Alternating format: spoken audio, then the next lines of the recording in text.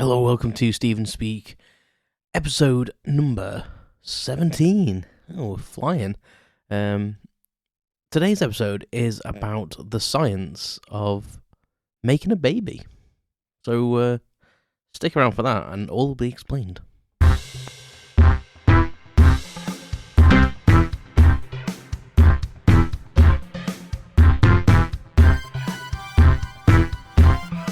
Welcome to Stephen Speak the podcast. Unscripted prattle on everything and nothing.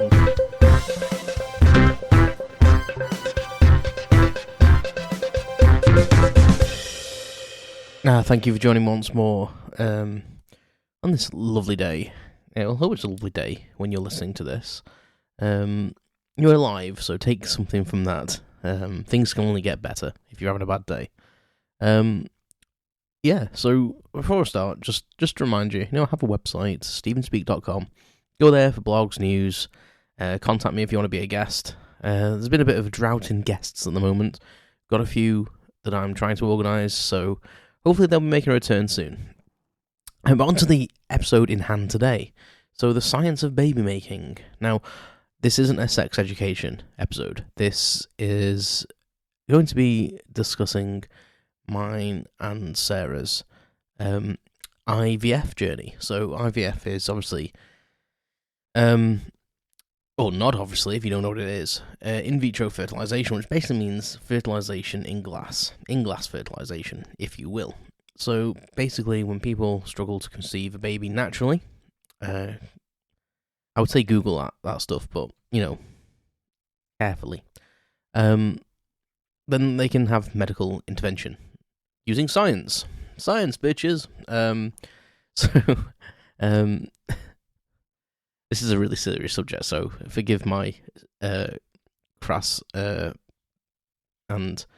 immature humour. It's a way to keep me from not getting too upset, I think.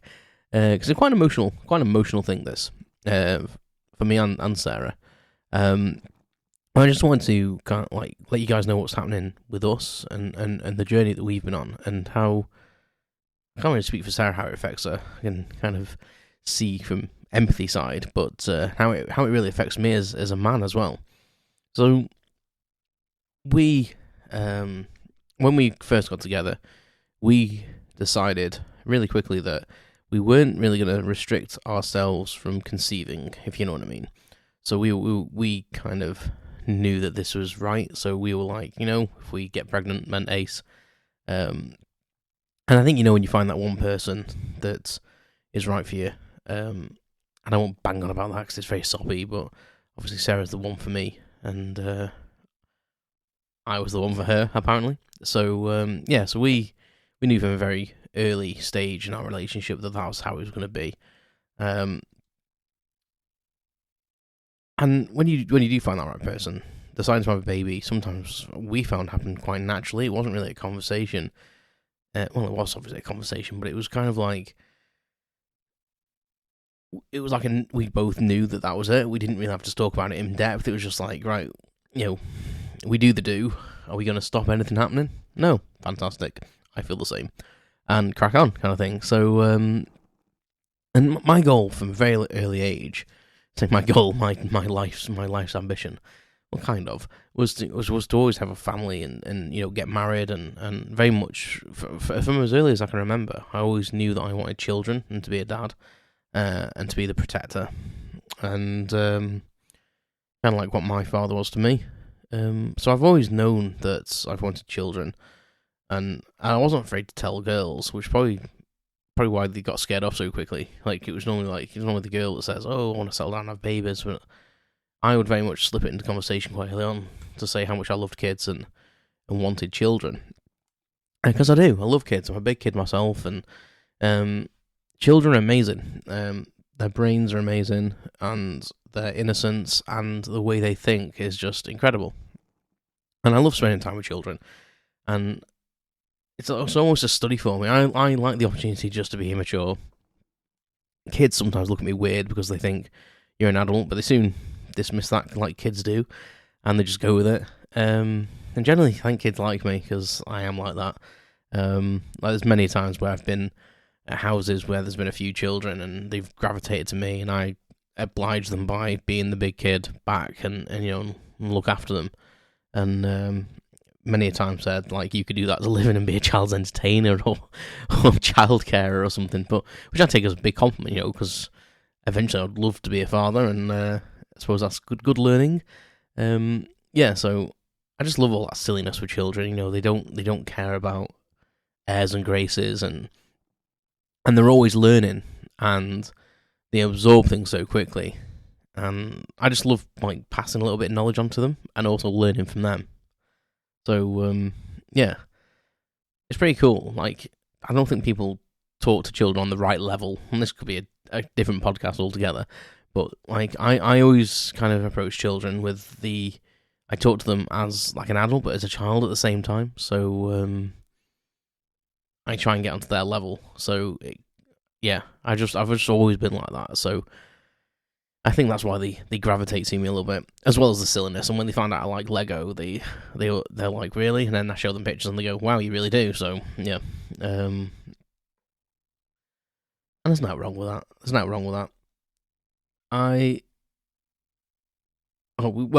We started realizing there may be something wrong after we'd been like trying for a couple of years. So we did the usual thing, Google, but also looking on the internet and just seeing like if there's anything we could do personally. Like, obviously keeping in good health is always good. But eventually we thought, we're gonna have to like look to the GP kind of thing, and maybe consider there's something wrong, because obviously Sarah has cystic fibrosis, which can make people infertile. And who knows, I could have been infertile. It could be me. That's what we were thinking at the time. So we both made appointments to the GP. Have to start the process of IVF with that. And that got us on board. The whole IVF train, really. I had to have my sperm sample tested. I had to make a little donation. And that came back and said, you're pretty much average, really. And I was like, standard for me, only kind of average height and all that sort of stuff. So I was like, well, that doesn't mind. As long as they don't say it's low, I'm okay. But yeah, they pretty much said it's average, could be better, but it's a lot of people are a lot worse. So I was like, right, cool. Sarah was on. They didn't really test Sarah that much, because after I think it was kind of like once they found like that I was kind of working all right, they almost assumed that CF was to blame with Sarah. So we started on the IVF journey and got referred to the hospital to start the process. And it's really bizarre, actually, the process, because you have to sign paperwork to say that you're agreeing to be a parent and you understand the responsibility of that. It's like a contract kind of waiver, almost, that you understand that by going to this you could become a parent and the responsibility, and it's really bizarre. So we started off with the local hospital where we live in Crewe, and then we got referred to the Liverpool Women's Hospital, and we went to see the consultant there, who was amazing. He's been on TV in one of the BBC programmes, and he specialises in basically complicated pregnancies. And if anyone's got illnesses or anything like that going on while they're pregnant, he's a specialist that would kind of work very closely to make sure the pregnancy is going okay and nothing was going to go wrong, and intervene basically and make decisions if it was going awry. And he was brilliant, and it was really strange because, not strange, just refreshing that he had a knowledge of CF with being in the field he is, and I think it was when he was a student doctor or a young doctor, he actually trained in a cystic fibrosis ward, which was really nice to hear, because we were kind of really happy that he had that knowledge and that understanding that isn't always there. It really isn't always there. And we were really happy that we could kind of like not have to explain stuff. Like the amount of times that Sarah has to like explain things away and talk about the CF and explain what that means for her. And he already knew that because he'd worked with CF children, and he kind of got a bit of emotional actually, and said that it's brilliant that people with cystic fibrosis are able to have children now. The way medicines have moved on, and this was pre-Kaftrio, the medicine that Sarah's now on now, which has increased her health. increased her daily well-being, let's say. She's obviously still got cystic fibrosis. But he was brilliant. He basically explained the whole process of what would happen, from the collection of eggs, which we'd already had gone through with us, but he basically said he was there to support us, and if there was anything that would go wrong, he would make a decision. And he said that Sarah was the patient, so unfortunately the baby would be kind of secondary to her health. And he said them decisions are difficult, but that you're my patient kind of thing. And it was really funny because he said said, Sarah, did you want like a natural birth? And she said, well, if possible. And he said, well, I don't think it is. Looking at your health and stuff like this. And he says, so I would recommend, taking out the sunroof, which cracked me up, like saying taking it like it's cesarean basically. But he said like get out the sunroof, and that killed me. But he was such a nice chap, and it kind of put us both at ease knowing that because there's something new. Like Sarah never really thought she could have a baby. She had always kind of been told that it was too dangerous and too risky and too much strain on her body. Yet people have had babies with CF, and she's known people too. But she was always told that, it was too risky. But having met me, she decided she wanted a child with me. So, and I couldn't really do anything about that. Like, I wanted children, and I don't want to put her at risk, but she was confident that she would be fine. And I trust her and how she manages her health and how she feels in herself. So, yeah. So we went to appointments at a clinic, and basically there was some tests and stuff. I think we had done, blood tests and stuff. I think Sarah had blood tests done, and to get balance of hormones. And then skip forward a little bit where we had egg collection. So Sarah had to be on this hormone, this I think it's estrogen. It's one of them. It's one of the hormones. But she had to be on some hormones to like increase egg production. And then what they do is they basically do minor surgery. It's like a minor procedure to then basically suck the eggs out of the ovaries, because it makes your ovaries like overproduce eggs basically.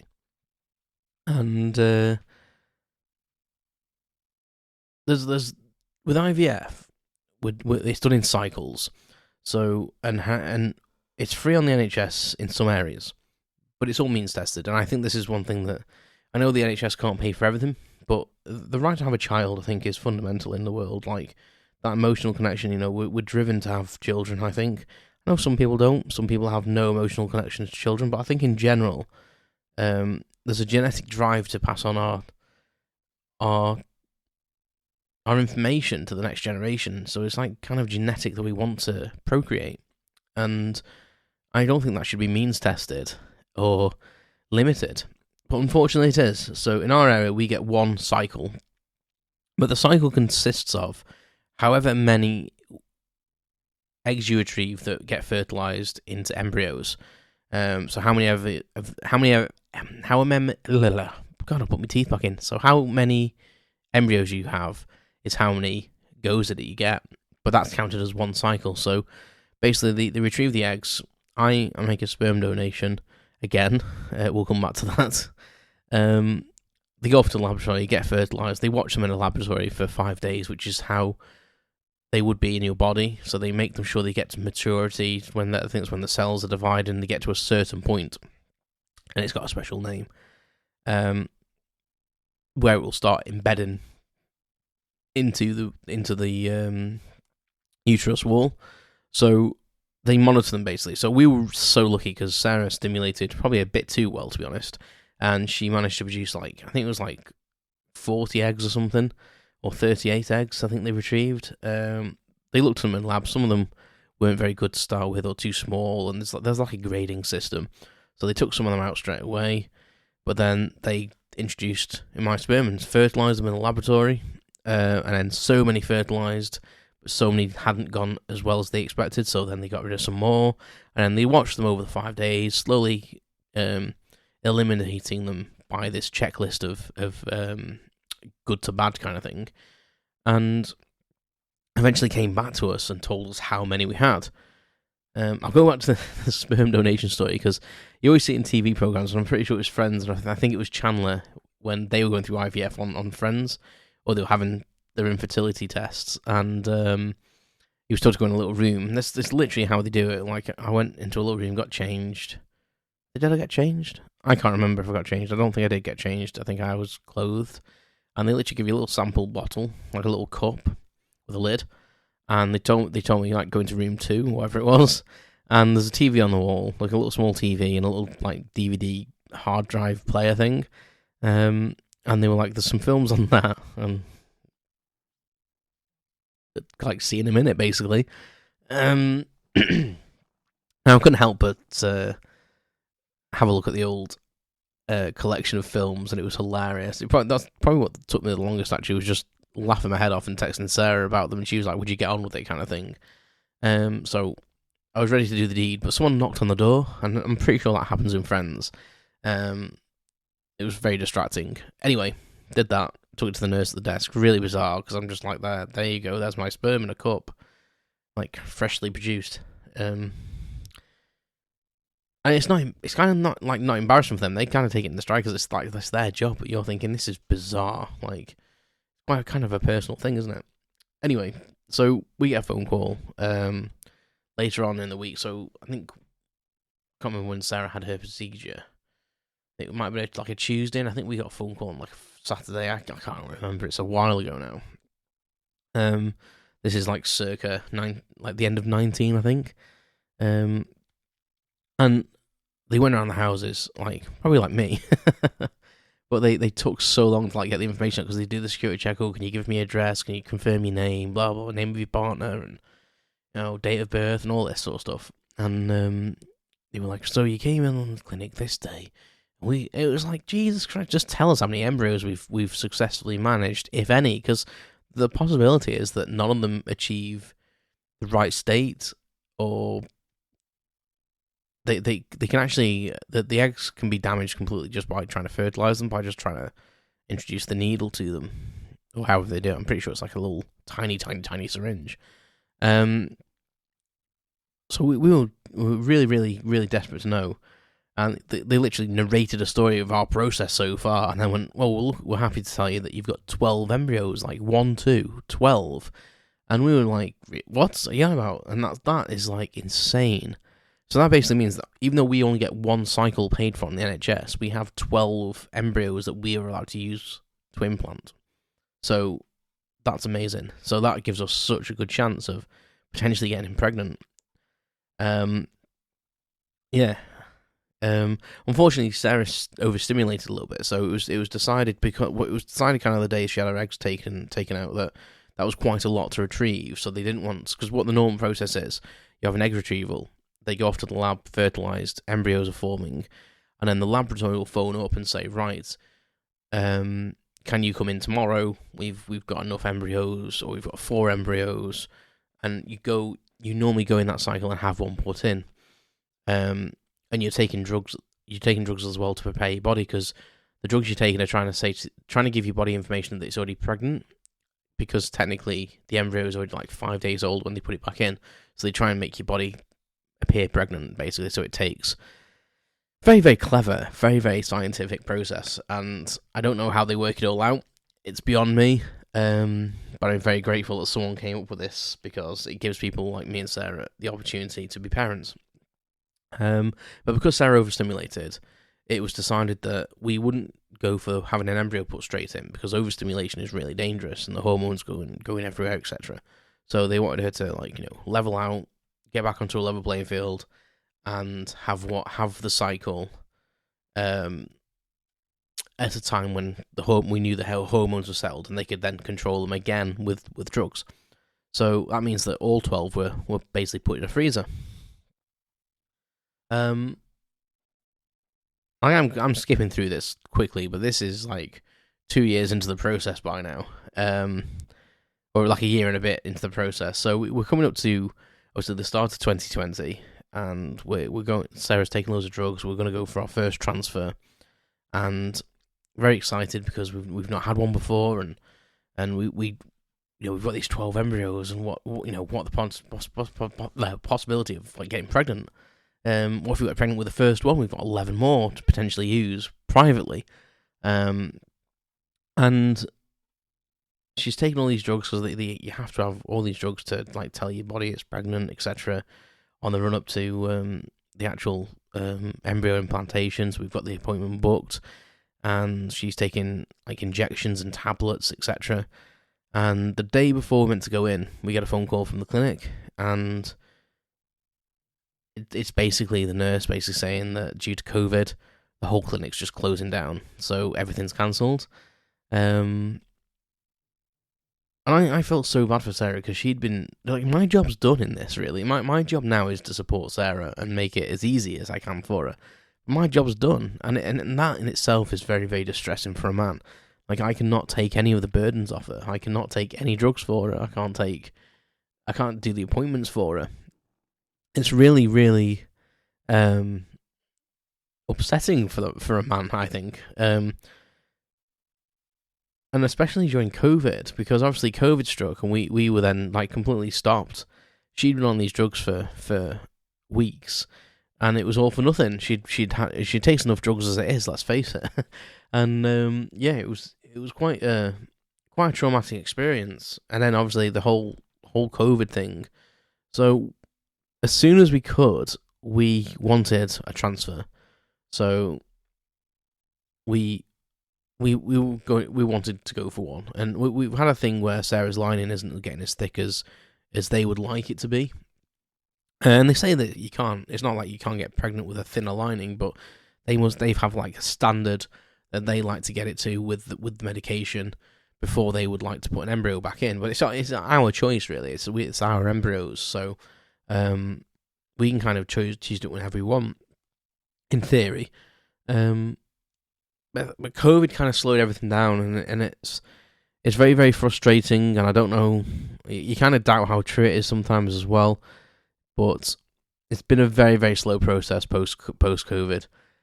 We've had 2 transfers. The first one we really just wanted to go as soon as and just get one done, more so for the experience. We knew we had 12 embryos, and it wasn't like we wanted to waste them, but we also wanted to know what it's like. We'd been on the build-up a couple of times, and then nothing had happened. And then we'd got to that like the fringe of the cusp of it, and had the appointment cancelled because of bloody COVID-19. So as soon as we could have one done, we did, and it was a really, really emotional process, to be honest. We went to the hospital. This was Liverpool Women's again. Sarah had been on all the drugs as she was meant to be, and it was quite bizarre because I wasn't allowed to go to any of the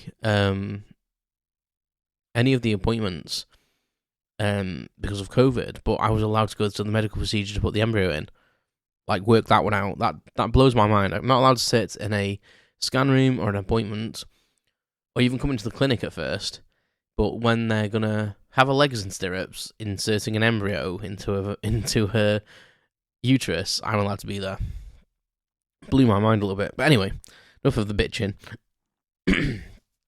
I got quite emotional because what they do is the room they take you into, you can actually see the laboratory. It's literally like next to the rooms. So the scientists are literally looking at the embryo in front of them, and they're checking it's your data. So they're checking the vials, and they're confirming it's your data, and they put it up on the screen inside the room. So it comes up on the screen saying, Mr. and Mrs. K's embryo. And I think it hit me and Sarah, like, this could be the point we get pregnant. This could be the conception. And most people don't know that. Like, because when you're trying to have a kid, you just have sex and kind of willy-nilly, and then sometimes you discover you're pregnant and you go, well, I don't know when the exact moment of that was. We could have had sex like 20 times, if you're lucky. But you don't know the actual true conception of that child. But we would have. That was the moment. Like, if that transfer had have worked, that was the moment, and it was quite an emotional thing, and more so than I expected it to be. And as you can imagine from this story, we are still childless. It didn't work, and we had a second go, and unfortunately that didn't work. But the time from having the embryo put in to the time you have to test for pregnancy is like the longest time ever. But we're still on the track. We're still on the road. COVID's buggered everything up because, like, appointments are just mental. we're on a waiting list for a scan at the moment, and we have been for over a year, and it may be another 6 months, and we're looking at maybe going private for that scan, which kind of angers me because I pay a lot of money for my wages to the government so I can get this treatment for free. But we also, time is precious. Like, I'm 40 this year, Sarah's 38. Like, Sarah's 38 in October, and I'm 40 in October. So neither of us are getting any younger. And it's not that I'm bothered about being an older parent. I think it'll kind of be good, but I also want to be able to.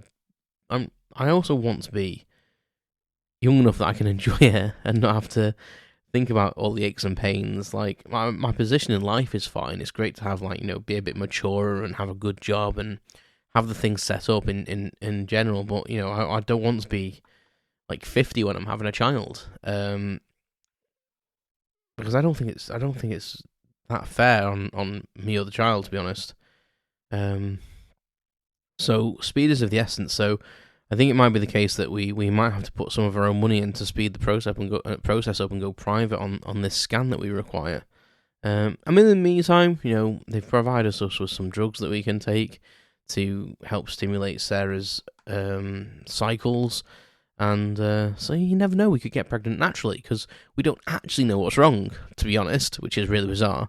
And this is kind of what the scan's for. They've decided to go back and basically try and figure out what is actually wrong, which maybe we should have just done in the first place. But we were kind of going along with it, thinking, you know what, if they just presume it's CF related, we'll just go along with it and just hopefully crack on and it'll just happen for us. But hindsight's a wonderful thing, isn't it? But yeah, it's a lot to cope with. And my first impressions of IVF when like before I was involved with it and before talking to people, because when you say you're going through IVF, like people you don't realise have gone through that. I've gone through it. There's a couple of people at my work have been going through it. One of my friends went through it, so he was a great help because we could talk to him about that. And Sarah's driving instructor was going through that as well, and has had a child since. Unfortunately, they had to pay for it themselves. I say unfortunately, they got a baby out of it, but it's just one of the things. As I said before, it should be a right to have a child. Like, it shouldn't cost you 20 odd grand. It's just a bizarre setup for me. It's just a bizarre thing. I don't know, it's where you draw the line, isn't it, with funding for different things, but I think having a baby is fundamentally a right. And I know people will disagree with that, but it's evolution, isn't it? You know, that's what we're on this planet for. Well, not evolution, but that's what we're on this planet for, really, is to reproduce, like, and make that next generation, make that genetic trait pass on to our children. Yeah. So IVF, so where we're at the moment, we're waiting for this scan, and if we want a transfer, we could always ask for one, but it's just a big frustration ball at the moment, and I feel bad for Sarah because she's in the middle of it. She's the focus on everything, and she feels bad. I think she feels bad for me because I'm not the focus, and I'm very much forgotten about. As you've donated your sperm, it's all on Sarah, and that's kind of a terrible thing as well. And I wish I could do more. If I could take the drugs for her and go to the appointments for her and take all them phone calls for her, I would, but unfortunately I can't. It's just frustrating, but just how the system's set up kind of makes it so. So I may do an update on this in some point in the future, and hopefully it'll be a positive update. But I just wanted to let you know, and like, if you know anyone that's going through IVF, you know, don't be afraid to talk to them about it, because they probably want to, because they also probably don't want to bang on about it because they probably think it's frustrating for the person listening, but it's an upsetting thing as well. So, you know, be there to support them. If you know someone that's going through IVF, be supportive. Remember that this person is doing that because they want a child so badly. But also don't pussyfoot around them. If you get pregnant, tell them. They'll be overjoyed for you. A little bit jealous, but they'll be overjoyed for you. And yeah, just be there for them if they've had a bad scan or they've had something go wrong during the IVF. You know, Just put your arm around them, buy them a brew, or make them feel like it's not the end of the world, because sometimes it feels like that. Especially if you're like me and Sarah, we want a child so bad. It can feel like there's no end point to it and there's no happy ending, which we both hope there is. We're not all doom and gloom. We do try and be optimistic with it, but when you've been waiting it's 5 years now, and very little kind of progress has been made, we have no answers and we don't have a child, so it's kind of very, very frustrating. So I'll leave it there, and maybe we'll come back to this in the future. Definitely so if anything happens in the way of baby making. But thank you for listening, and if you have a story to tell, get in contact with me about IVF or anything else. Go to the website and click on the Speak to Me tab, and you can fill in the contact form. And just I think the process. I kind of hate the phrase "be kind," but be kind to yourselves and other people. And everyone's going through stuff, and you don't know what they're going through. So, listen. Got heavy at the end, didn't it? Got a bit heavy. Right, until the next episode, I will leave you there. Thank you very much for listening. Get in contact on social media. Let me know what you think. Let me know your comments. Have you been through IVF? What was it like for you? Let me know in the comments on social media, or direct message me, whatever you feel comfortable with. And I will speak to you all soon. Take care. You've been listening to Stephen Speak the podcast. Thanks for listening to my unscripted prattle on everything and nothing.